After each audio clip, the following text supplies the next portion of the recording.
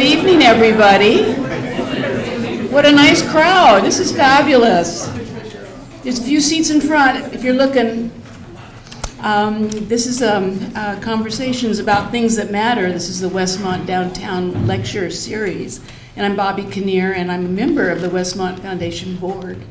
It is the Westmont Foundation Board that supports this series, and it began in October of 2005, so we're 10 years coming along now. The series highlights important topics, important to you all, and important to us as each year goes by. They change, of course, but they're all important. One of the most amazing things about this series is you get to watch and listen and see our amazing Westmont College professors. So if you have any questions whatsoever, please do not be shy. When our professor is finished with his topic, he will look for your questions, okay? Promise? Mm-hmm. I also want you to please be sure and place on your calendars Thursday, February 11th, 2016. Greg Spencer, Professor of Communication Studies, will reflect in his own book, Awakening the Quieter Virtues. And he will also relate his book and also talk to you about The Road to Character by David Brooks. This will be a perfect lecture to support what's going on at the President's Breakfast, because we'll have David Brooks speaking at that breakfast, and that date is March 4th, 2016. So now I take great pleasure in introducing to you Patty Hunter, Vice Provost of Westmont College. Patty Hunter is also a professor of mathematics, and she joined Westmont in 2000. She's a graduate of Westmont in 1988, and she earned her master's and doctorate in mathematics from the University of Virginia, specializing in the history of American mathematics. She served as a co-director of Westmont in Mexico in 2009, and this is very, very important. She believes strongly in the positive effects of chocolate on mathematical cognition. So, Dr. Hunter, I need help with my math, and so I would be happy to join you with your experiment, and I have a chocolate for you, and of course a chocolate for me. I will leave it. Now I'm going to hand this to her because she lost it the last time. Okay, I'll be over to help with that.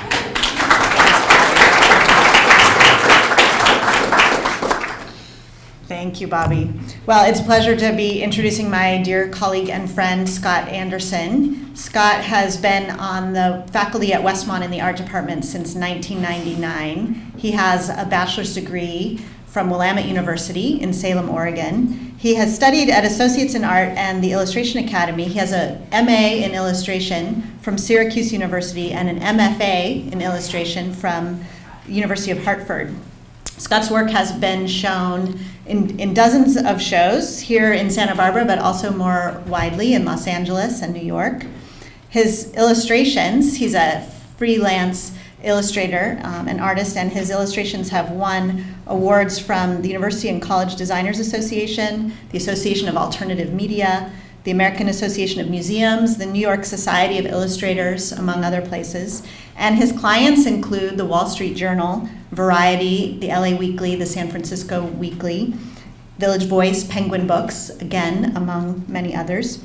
Some of us know that Scott uses his friends and colleagues as models, and it can be fun to try to spot who is being represented in one of his works. They're not always easy to recognize when Scott gets done with them, but it's always fascinating to see how he takes the mundane poses of ordinary people and infuses them with the personality and narrative that he's trying to represent in his images. So I'm sure we'll get a little glimpse of that today, as well as a broader discussion of the work of illustrators like him and his colleagues. So I'm very excited to hear from him, and will you please join me in welcoming Scott Anderson.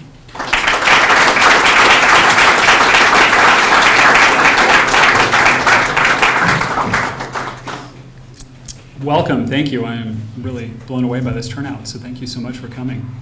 A quick note to start off. there are some Westmont senior art majors here tonight, and they are actually delaying their senior seminar class tonight so that they could be here. So I just wanted to provide cover for them, as well as for anyone who needs to leave a little early to attend. Former Westmont art professor Sue Savage is having an opening reception tonight at Hospice of Santa Barbara. So there will be a Q&A at the end, but know that there might be some people slipping out at that point. So thank you. When I'm introduced to people for the first time, and I attempt to explain what I do as an illustrator, I'm often met with blank stares. People don't really track with artwork that accompanies articles necessarily, even though everyone has seen it before. They just may not realize that they've seen it before.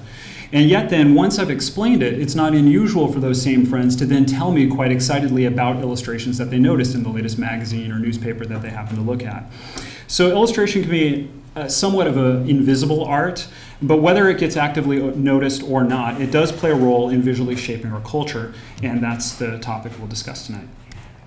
So I've broken this lecture into two basic parts. I'll start by talking a little bit about my own work as an illustrator to help illuminate the process, and then I'll talk about some seminal works of illustration that have played a particularly important role in American culture, both past and present. But to start off, though, there may be some of you in the audience tonight who aren't necessarily even really clear on what exactly illustration is. So let's take a moment just to quickly define it. As I define it, this is my particular take. Illustration is art that communicates something. So as opposed to fine art, which can exist as an aesthetic object meant to be appreciated purely on its own merits, illustration is always striving to communicate something to the viewer, whether it's something, say, a cover story about America being to blame for the world's problems, or, say, a historical remembrance of Dr. Martin Luther King, particularly focusing on his gift as a powerful orator. It can also be art that solves a conceptual problem. So as when it helps to illuminate an otherwise difficult concept to grasp, or maybe something that's a little bit more of an intangible concept. For example, this image about Singapore's crumbling economy. Or another about security for your personal electronics. So these help amplify the articles, the columns that they go with. And then it can be more narrative in nature. It can be art that tells a story in a manner that might be different or perhaps more evocative than if we were just using a photograph. So for one example here, we've got a book cover for the paperback edition of Dracula. And notice here just some of the little storytelling clues. Look in particular at the cast shadow, and you'll notice a slight hint of a fang that's indicated there, as well as the blood-stained fingertips. And then in that same vein, we have an interior illustration for a new edition of The Lord of the Rings that just came out last year. I'm sorry, Lord of the Flies. Wrong Lord. Quick save. And then lastly, because of the need for clarity of communication, it does seem to be a pretty consistent hallmark of illustration that it tends to be at least somewhat representational and or figurative. Virtually all illustrators at some point are going to be called upon to do some kind of figurative work to communicate whatever the concepts are, whether that be for, say, a theater poster, or for another great venue for illustrators is in doing celebrity portraits. Those are used in magazines all the time in review columns, such as this one of Andrew Wyeth, where you're looking for a recognizable likeness, but also the artist is able to take some liberties and expand upon things. Now, it should be noted that illustration today encompasses a really wide range of styles, even within those classifications that I just gave it. There are artists working in a very highly realist style. Probably one of the great realists of the moment is Jason Seiler, in this recent portrait that he did of Bernie Sanders.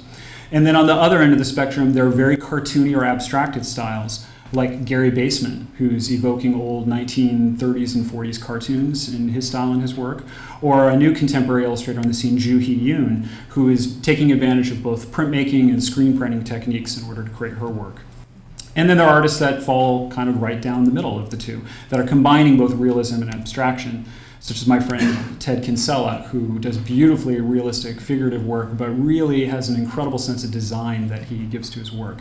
When he posted this on Facebook, and other illustrator friends are weighing in, I think there were about 20 comments of people going, "That cup." You can just look at the incredible negative space and design that he used in the coffee cup. Okay, so with that definition under our belts, let's take a look at what it looks like for a contemporary illustrator working today, namely me. So my work is primarily in the area of editorial illustration, and that's illustration that we define as being commissioned largely by magazines, newspapers, book covers, things like that. Now the process can change slightly from commission to commission, but on the whole, this is generally how an illustration happens. First, there's the call from the magazine's art director. More often than not these days, it's actually not a phone call anymore. It's typically an email asking if you're available and if you're interested in a particular job. So then the commission is described, and once the terms are agreed upon, then a contract is sent over, and it details the fee and the deadline and the various terms for the job. And then it's time to develop what the concept will be. Now, oftentimes these days, the art director, is working in tandem with editors. And editors like to have a fair amount of control over this process. So it's very common nowadays that you are being contacted as an illustrator and being let know right off the bat, here's the concept we have in mind. This is what we want you to do. And if the idea is good, then that's a time saver for the illustrator. You know what to do and you can just set to work to doing it. If the idea is not so good, then begins the delicate dance of trying to persuade and convince the art director that your way is going to make for the better visual image. And then every once in a while you get an art director who's the dream art director to work with, where they say, here's the assignment, I can't wait to see your take, I'll talk to you in 3 days. And they just give you free rein to do what you want to do. I know you all wanted this one to start with a C, but I couldn't take it any further than that. So the sketches come next, usually rough sketches. And by rough sketches, for me, they're scrawls on Post-it notes that I either take a photo of with my iPhone or I scan. They're very, very rough, just enough to communicate the basic idea. Now, most art directors usually want to see a minimum of 3 sketches. Sometimes they'll want to see as many as 10. It just depends upon the job. It usually depends upon how much money is at stake as to how many sketches they want to see. Once I've worked with an art director a few times, I tend to just send 1, maybe 2. It's an old adage among illustrators. It's kind of a known truism that if you send 3 sketches and you believe in 2 and are not wild about the third one, that third one is going to be the one that gets picked every single time. And every illustrator working out there can tell that story of that happening to them. So I've learned over the years to not send in that third sketch. I try to only send sketches that I'm personally excited about doing. Then, if the timetable allows, most art directors at that point do like to see a tighter revised sketch. Once they've kind of agreed on the direction, now they want to see exactly what it's going to look like. So if an artist is a realist, like I am in my style, then it's time to take reference photography and really develop what that tight sketch is going to look like, where I can then begin the actual painting. And so then once that's approved, it's on the artist to execute and deliver. You've got to make the deadline. The deadline can be anywhere from hours if you're working for the New York Times to 4 to 5 months if you're working on a book cover. So the deadlines really widely vary. Most magazine and newspaper work, you're lucky if you get 2 weeks. When I work for the Wall Street Journal, it's usually about 3 days. So there's a lot of long nights that are involved. It used to be artists would mail in their work. Nowadays, every art director wants a digital file. So if you don't work digitally, that's fine, but it's on you to figure out some way to digitize the work and send it to them via email. And then the most gratifying part, anywhere from 1 day to several months later, the edition of whatever it is you've worked for is published, and your work is out there for the world to see and absorb. If the process has gone well, this is the most gratifying part. To know that your work is being seen anywhere from tens of thousands to potentially millions of people, depending upon the circulation of the particular publication. It's communication on a very grand scale. So now I'll show you some examples just briefly of my own work. This is one from last summer for the magazine Seattle Met. It's been a recurring client for me. This is about artificial intelligence development in the Seattle tech industry. For those of you in the back maybe having a hard time seeing, it's a robot holding a very, very tiny flower as a peace offering to its human overlords. Did a cover for LA Weekly, celebrating the 15th anniversary of the cult Coen brothers film, The Big Lebowski, starring Santa Barbara's very own Jeff Bridges. One last Christmas, this was for Variety magazine, a portrait of Tina Fey and Amy Poehler. This was on the eve of their final turns as hosts for the Golden Globes. And as Patty mentioned, friends and family often find their way into my illustrations as models. This would be my pastor for my church. This is Reed Jolly posing as a corrupt congressman for the Dallas Observer. So that gives you a taste of the kind of work I get commissioned to do. It's a very fun job. So what I thought you would also enjoy would be to see a job from start to finish, where I actually had the presence of mind to kind of document things as I went. So I'm going to walk you through just a cover I did last year that was really one of the most gratifying jobs I've had so far in my career. This is a cover for the Village Voice, where I was commissioned by the art director to create a cover for their Best of New York City issue. And that's kind of a special honor because that's going to be their most widely printed, most heavily circulated issue of the year, because just like in Santa Barbara with the Independent, the best of issues, the really popular one that people like to see. So they had come up with the basic concept. They said, we want Lady Liberty as an actual physical person, and she's going on a tour through New York City and taking selfies all the way. They want to kind of tap into the selfie zeitgeist.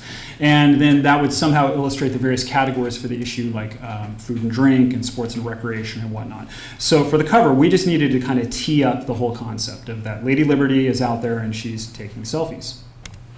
All right, so after doing extensive research of selfies on Instagram, where I immersed myself in more teenage narcissism than any one person should ever be subjected to, I managed to identify the key tropes of a good self-absorbed selfie. So here it is. There's the look cute pose.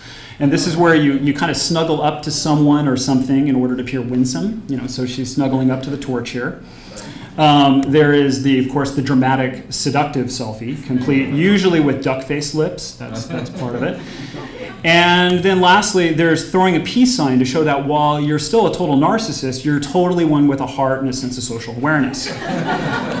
So the art director liked this particular one, and we agreed we'd throw in the duck-faced lips for good measure.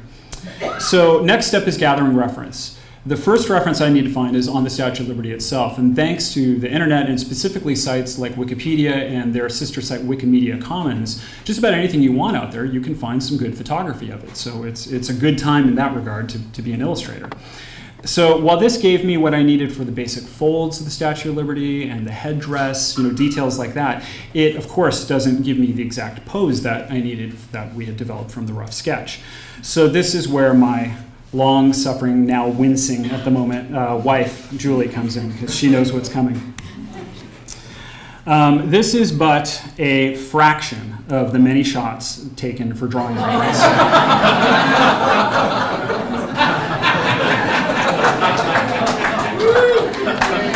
Thanks, babe. I climbed up on a ladder to get the vantage point. Julie wore this highly professional costume, as you can see, to give me accuracy with shadows and folds.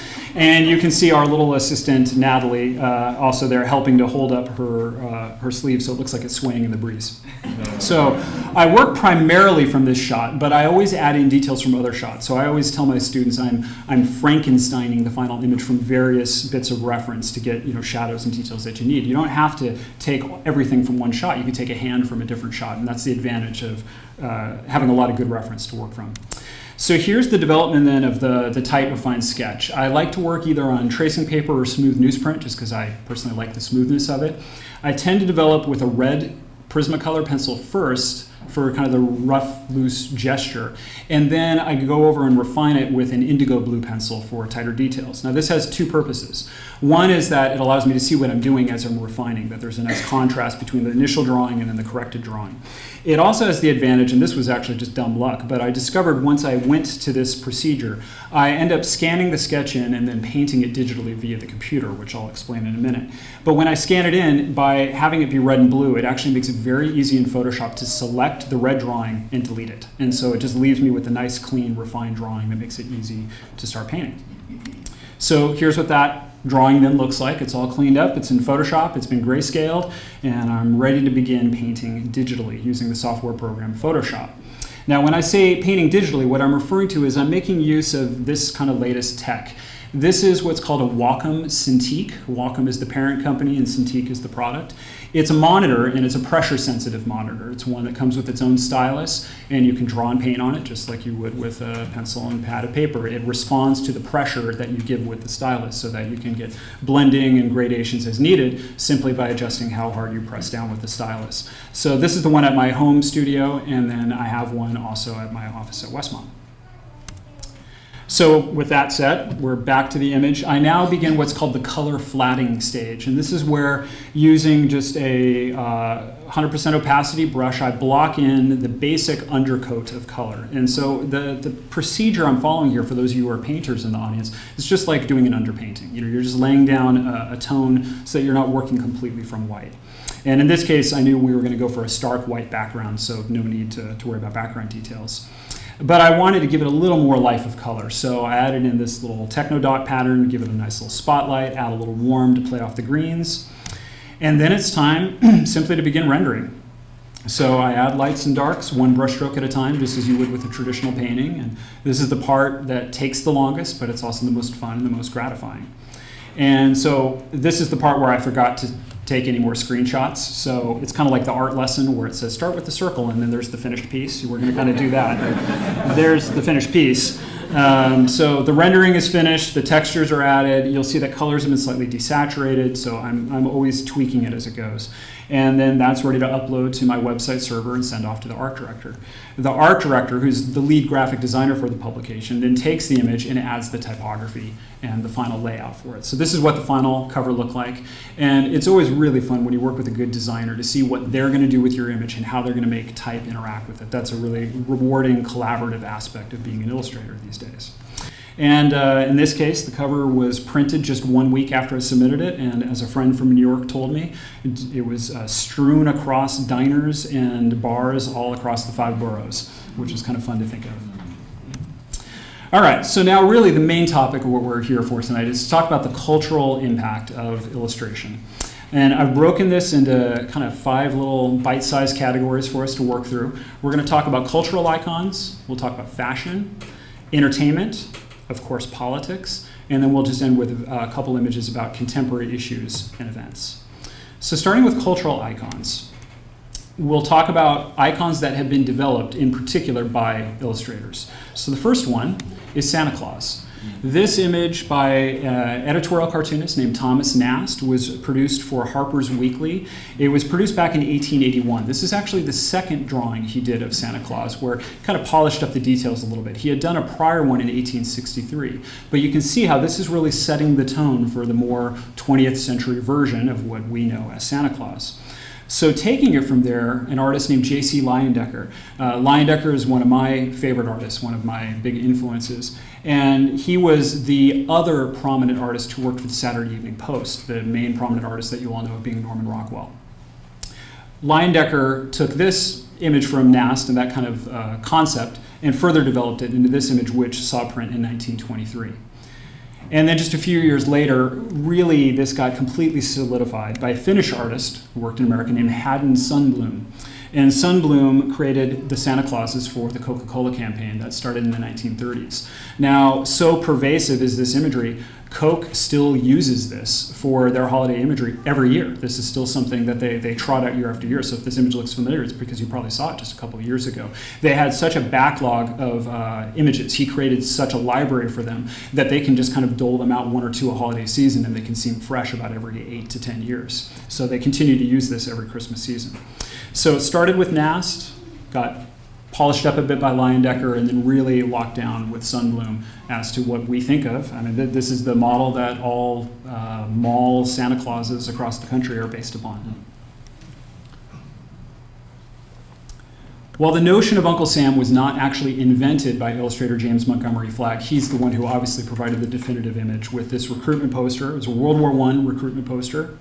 There is kind of a wonderful, I don't know, irony is not the word, but just kind of a wonderful, I guess, symmetry in that an illustrator with the last name Flagg created what's really known as one of the great pieces of U.S. propaganda. So this poster was provided free of charge to the U.S. government. It was his gift to the war effort because he was too old to fight at that point. And it is my understanding, I can be corrected if I'm wrong, but it's my understanding that it still hangs in every U.S. Army recruitment office to this day. And the image is still being widely co-opted for other purposes to this day. So no joke, you couldn't believe the synchronicity of this. Just 3 weeks ago, my wife and I were on a little holiday weekend break in early October, and we were in the Spectrum Mall in Irvine, and I stopped to take a picture of this. So this is a recruitment poster for an admissions office for Chinese students who are studying abroad. And then, as if that wasn't enough, the very next morning, we go to Starbucks to get coffee, and there's this one up on the local community jobs board for a local veterans group that was in Orange County. All right, let's see. Does anybody in the audience know what this is? Kewpies. I thought there might be a few. So these are Kewpies. They were created by illustrator Rose O'Neill as comic strip characters way back in 1909. The strip gained in popularity, and then she went on to make paper dolls of them, and then that took off. And pretty soon there was a Kewpie empire of all kinds of products, bisque figurines, plastic toys, the whole bit, vinyl toys in particular. Some of those versions were being made as late as the 1990s.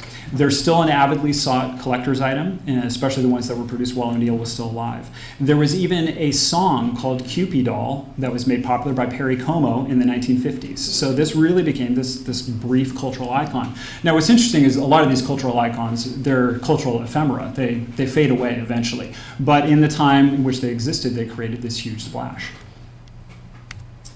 Now, you can't talk about the impact of illustration on American culture without invoking this man. So this is Norman Rockwell, easily the most famous, most well-known illustrator of all time. But because his work is so well-known, I want to actually limit it just to one image tonight, one cultural icon that he is very much credited with helping to shape, and that would be Rosie the Riveter.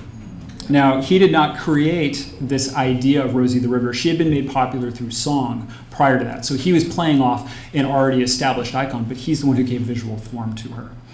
And just as a fun little note, you may not know this fun little art historical fact, Rockwell based the pose for Rosie, he swiped it from Michelangelo. He took it from one of the figures on the Sistine Chapel ceiling. And he wasn't trying to hide it. I mean, it's not like we've caught him here. He was counting on his audience to catch that as a way of giving her this regalness and this sense of nobility and power. All right, let's look at just a couple examples from fashion. The first one would be the Gibson Girl. So this is an icon created by Charles Dana Gibson, and he made this feminine icon popular in the 1890s. It was modeled after his wife and her 4 sisters, kind of an amalgamation of these 5 sisters that were in his life. She became the subject of illustrations he created for Life magazine, and the Gibson Girl instantly became this huge fashion icon that inspired a look in terms of dress and composure and hairstyle for women across the country. The Gibson Girl became known for not only being beautiful and fashionable, but calm, independent, confident. Men are always in the presence of the Gibson Girl. They are either befuddled, they're bedazzled, they're somehow in awe and not knowing quite how to handle themselves. And sometimes they're even outright subjugated. So for those of you in the back, you may not be able to see, but very, very small here, we have a man on his hands and knees, kind of in a bit of a pleading position. And the very dispassionately interested Gibson girls here are poking at him with a knitting needle. Now, in terms of talking about the popularity and the range of the Gibson Girl, in 1904, a magazine named Colliers lured Gibson away. They gave him, the way they got him was they gave him a contract for $100,000. This is in 1904. It was $1,000 a piece for 100 drawings to be done over a 4-year period. Now, to give you what you're probably thinking, wow, what would that be in today's dollars? I'll tell you, it's $2.5 million. So this was back when being a star illustrator was an incredibly lucrative line of work to get into. And it's actually a sad note that to this day, in 2015, getting $1,000 for a black and white drawing is actually considered market rate for an illustration these days. So, and that's not adjusted for inflation. So the wages have truly stagnated for illustrators over the years. So for Colliers to be willing to pay that kind of fortune shows the power of the Gibson Girl at the time. They knew it was going to be worth it. They knew it would pay out in terms of the increased circulation. And some of you have encountered the Gibson Girl and you're thinking, I've never heard of this in my life, but you have. You just didn't notice. Because the last time you were at Disneyland and you walked by on Main Street, you walked right by the Gibson Girl ice cream parlor. And if you walk in to this day, you will see the Gibson Girl is emblazoned right there on the glasses. So now the next time you go to Disneyland, you can impress your friends and family with your newfound art historical knowledge. Now, moving ahead to the 1920s, illustrator J.C. Leyendecker used a couple of different models, but one in particular, a young man named Charles Beach, as the model for his Arrow collar man. So this is back in the days when collars were actually separate from shirts, and Arrow collar was the leading manufacturer, or at least they became the leading manufacturer once this ad campaign commenced. Such was the popularity of this new kind of gentlemanly, masculine icon of the Arrow collar man. So popular was it that in 1 month, this fictionalized creation, I mean, it's modeled after somebody, but it's not really an actual person. The Arrow collar man received more fan mail in 1 month in the 1920s than Rudolph Valentino, who was the leading male Hollywood star of silent pictures at that time. Okay, now for a stark contrast here, let's jump ahead to the 1980s. And now I'm going to ask a different generation in the room, do you recognize this image? Kyle Peralta, the Bones Brigade. So if you were a skate punk like me back in the 80s, this was your defining image. This is the visual face of the skateboarding countercultural movement of that decade. The Bones Brigade were a group of pro skateboarders that were assembled by Powell Peralta, which is now simply Powell Skateboards, and again, located here in Santa Barbara. And it was illustrated by an artist named Court Johnson. And thanks to the wonders of the internet, as I was searching for that, I found the original drawing that was done by Court. So here's the original black and white drawing that he did sometime in the early 80s. And this image was emblazoned on countless t-shirts, stickers, skateboard decks, the works. And he then went on to create custom imagery for each of the different skateboarders within that group. So this is the iconography that he created for Tony Hawk, who's still, to this day, I'd say arguably probably the most famous pro skateboarder that's ever been, certainly one of them. All right, now let's talk about the way illustrations made an impact upon entertainment, which is hands down really the biggest cultural driver today. I've heard it claimed that entertainment is America's #1 export to the rest of the world. We'll look at 3 artists here. The first artist is Drew Struzan. In 1978, for the re-release of Star Wars had come out in 77 and done immensely well, so they re-released it to theaters to give it another victory lap. And there was a movie poster artist named Charles White who was commissioned to create this new re-release poster. And while White felt confident that he could handle the hardware, he felt he could handle the sci-fi landscape and the tech stuff, he wasn't as confident with likenesses. So he recruited this young, new, hotshot artist that he knew named Drew Struzan and said, hey, why don't you tackle the likenesses? And this began a working relationship between Struzan and George Lucas that continues to this day. And so here's a close-up detail of that. And at this early stage in Struzan's career, he was very willfully and knowingly aping the brushwork style of J.C. Leyendecker. So you can really see that influence here. But he went on to develop his own style that utilized airbrush, colored pencil, and acrylics, and created this signature style that really came into its full strength with the re-release yet again of Star Wars in the late 1990s when they had what was called the special editions, which was George Lucas endlessly tinkering with the films and trying to update digital effects. So he created these re-release posters, and this was the point really where Struzan became synonymous with Star Wars, that he is the visual voice. He's done countless paperbook covers for them. Anything you can think of that's affiliated with the franchise, odds are Struzan has done the artwork. So of course it was a given then when the prequels came soon after, he would do the posters for them. There is a compelling argument to be made that the best thing about the prequels are the Drew Struzan posters.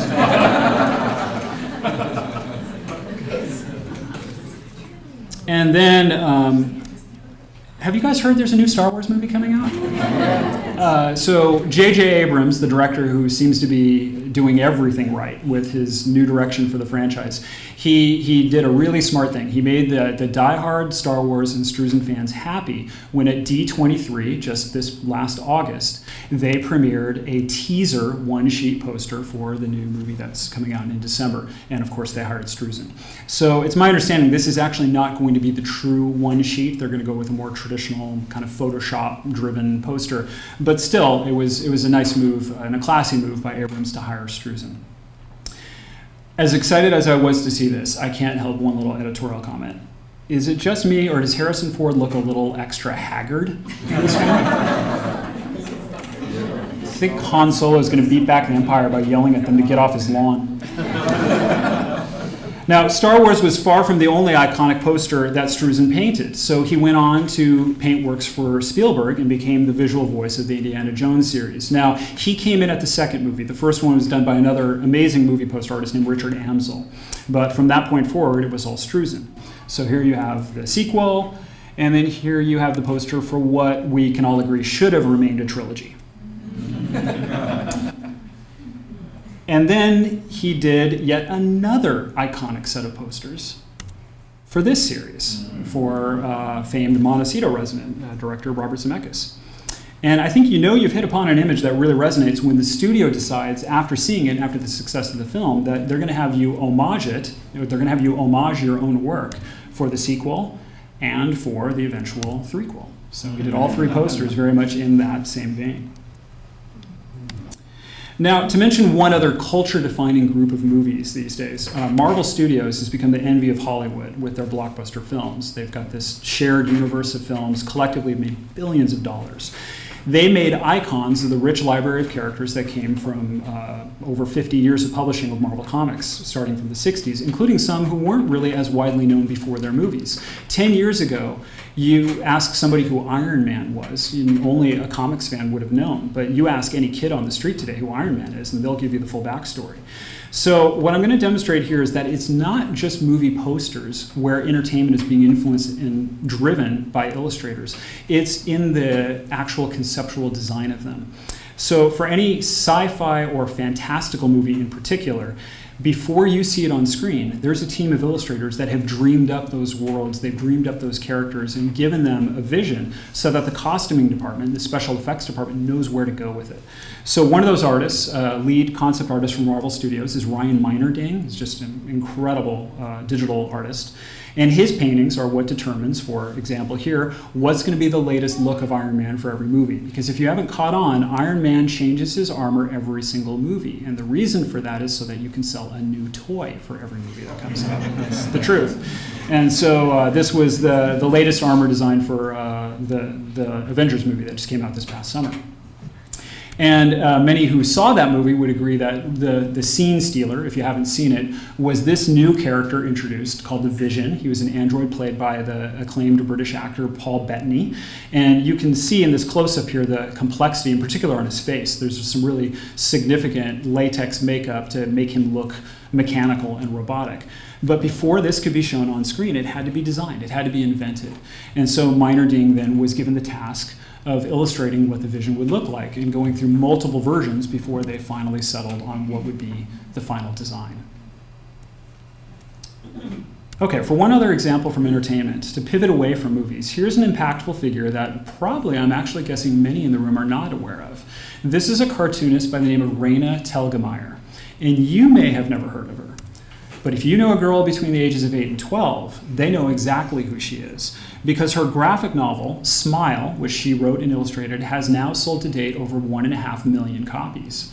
Now, this is in the publishing industry where a book that sells in the tens of thousands is considered a hit. So this is a massive runaway success. It's a culture-defining success for a generation of young girls. It's a graphic novel memoir of her junior high years and captures that awkwardness and the social difficulties of making your way through that tough time of life, particularly when you have braces. Now, a few months ago, we had some very close friends over for dinner, and their 10-year-old daughter, who's here in the audience watching tonight, hi Vera, thanks for coming, she came in, greeted us, and then plopped down in a chair and pulled this out of her bag. She was about halfway through it, and she had to finish it. She was just completely drawn in by this. So she released a sequel called Sisters. That now has 1.4 million copies in print. And then in what was hailed as the biggest news in publishing for August, she announced her third book that's coming out, which is assured to be another bestseller as well. All right, you knew this was coming. With illustration, there's a grand, long-standing relationship with politics. So we'll just look at a couple of key highlights here. In 1871, the aforementioned Thomas Nast, who we looked at that original Santa Claus image, he set his sights on a corrupt politician known as Boss Tweed.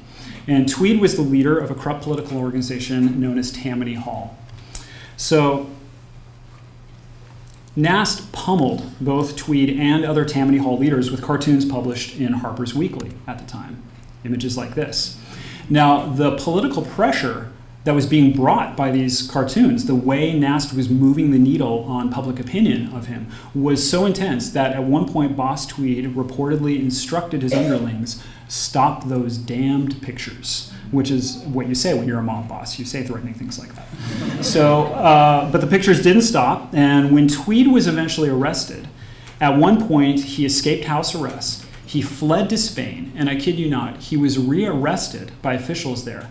How did they recognize him? They knew him from Thomas Nast's cartoons. So that is the power of illustration. Now, in 2007, we've got this New Yorker cover. Now, the New Yorker has a rich history with illustration. All of their covers are illustrated and always offering either commentary on life in New York or commentary on the current events of the day. So this was as Bush's reputation was definitely in free fall as the economy was starting to collapse, or at least on the brink of collapse. And so we see here Bush depicted as Nero playing his lyre where Rome, or America in this case, is metaphorically burning. And then, of course, just later that year, this image came out. And so this is the, as I'm sure you all know, the ubiquitous Obama Hope poster that was created by graphic artist and illustrator Shepard Fairey. Now, I want to note with this one, regardless of your opinion of the political legacy of Obama, I think it has to be taken as a given that this image played a role in that 2008 election. It positioned him as a candidate of youth, optimism, and progress. It was presenting him as, I think you could say, arguably the first glamour candidate since John F. Kennedy. And so for at least some undecided voters out there, I think it's fair to say that this pushed them a little bit, that this may have adjusted their opinion and informed their view of Obama and his candidacy. So let's talk about the current circus that we know as the political campaign that's going on. And let's focus on the one guy that everybody loves to talk about. Now, what's especially fascinating about this one, so this illustration by Jason Seiler, this is done for the Weekly Standard. Now, if you're not familiar with the Weekly Standard is a very right-wing conservative publication. Okay, so Trump is arguably their guy, right? Or at least one of their guys. And even they're portraying him as an alien. You know, they're focusing on what a weird-looking individual he is here by having Seiler, who's known for this kind of really wicked, incisive caricature, by hiring him to do the cover. Now, I will confess that I've jumped on the Trump train myself. This is an image I just painted. This was published last month for Seattle Met magazine. This is an article in their news section about how apparently a number of years ago, Trump made a bid to really buy up major real estate in Seattle. If you don't recognize the art historical reference, this is a nod towards a famous painting of Napoleon by Jacques-Louis David, and then we've just substituted in the Seattle landscape or skyscape in the background. It should be noted, everyone who saw this has commented to me how they love the horse's expression. That's luck. That's how David painted it. So it just happened to be perfectly fitting. That's exactly, I imagine, how a horse would react with Trump riding him. There's brilliant political artist Steve Brodner, one of my favorite illustrators working today. He did this just a couple weeks ago for Time magazine, and this was going to be a cover, and then it got bumped to the interior, which happens with Time.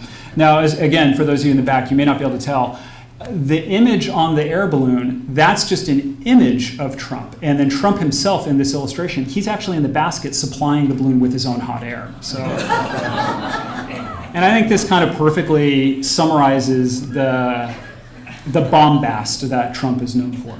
Now, I'm going to show you one other illustration by the same artist, by Steve Brodner, of Trump, but I want to set this one up before I show it to you. Brodner was commissioned just 2 weeks ago by the LA Times to envision, and this is kind of a dream assignment, where they came to him and they said, hey, you know, you're known for your humor. We want you to create some images that would illustrate potential skeletons in Trump's closet. You know, what would be things that might conceivably come out during the campaign that could come back to haunt him? Well, much has been made about the friendship, at least the former friendship, between Trump and current Democratic political frontrunner Hillary Clinton. Trump had donated to her 2008 campaign. The Clintons, in turn, attended Trump's wedding. Okay, so that's something that's been already talked about a little bit. So Brodner was imagining, well, what maybe happened behind the scenes at that wedding?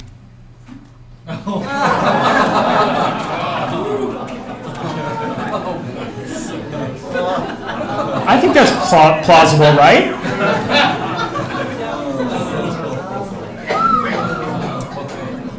Just so we can all have nightmares tonight, let's get a detail of that. You're welcome. Note the buckets up there: hair product, Viagra, and Ritalin in his closet. Oh, that stirred up the room. All right. Okay, we're going to close tonight with just 3 more images. So I want to look at some contemporary issues that have been tackled by illustration to show that it can serve as important public visual commentary for things that are part of the current zeitgeist. So to actually go back a few years, this one goes to 1993. And this is Pulitzer Prize winning cartoonist and illustrator Art Spiegelman did this cover for The New Yorker. That caused quite a stir, that this was considered to be a very provocative Valentine's Day cover where we have a Hasidic Jew in a passionate embrace with a Puerto Rican woman. Now, what's brilliant about this, of what Spiegelman did here, is that this cover is only provocative if there are racist assumptions present in the viewer. He's daring you here and saying, what, does this bother you? And if so, why? He's challenging the viewer. And the viewers were challenged indeed. So this cover was, in its own way, a small progressive step forward in the discussion about race relations, which of course is still a major topic this day. Now, on that theme, I want to show you an image from just last year. This is an image that I feel personally was one of the most powerful images I've seen this decade. This was titled Stop and Frisk. It's an uncommissioned illustration. It was just done by an illustrator by the name of Richie Pope. Richie is a young 20-something African-American illustrator. He's living and working in Richmond, Virginia. And he posted this last summer, 2014. And so to remind you, that's the summer of Ferguson. That's the summer of Eric Garner in Staten Island. And in this one image, Richie so powerfully summarized the frustration and humiliation that generations of black men have felt and continue to feel with systemic abuses of law enforcement. And so with this image, it went viral on Facebook and really established Richie as one of the important new voices in illustration to watch. Now, one last set of images that we'll show here is ending tonight by talking a little bit about the horrific event at the beginning of this year that in particular affected illustrators. As you all remember, on January 7th of this year, 2 radical Islamist gunmen forced their way into the offices of a satirical newspaper in Paris, Charlie Hebdo, and opened fire, killing 12 staffers. 5 of them were cartoonists, and the cartoonists were very deliberately targeted, and wounding 11 more.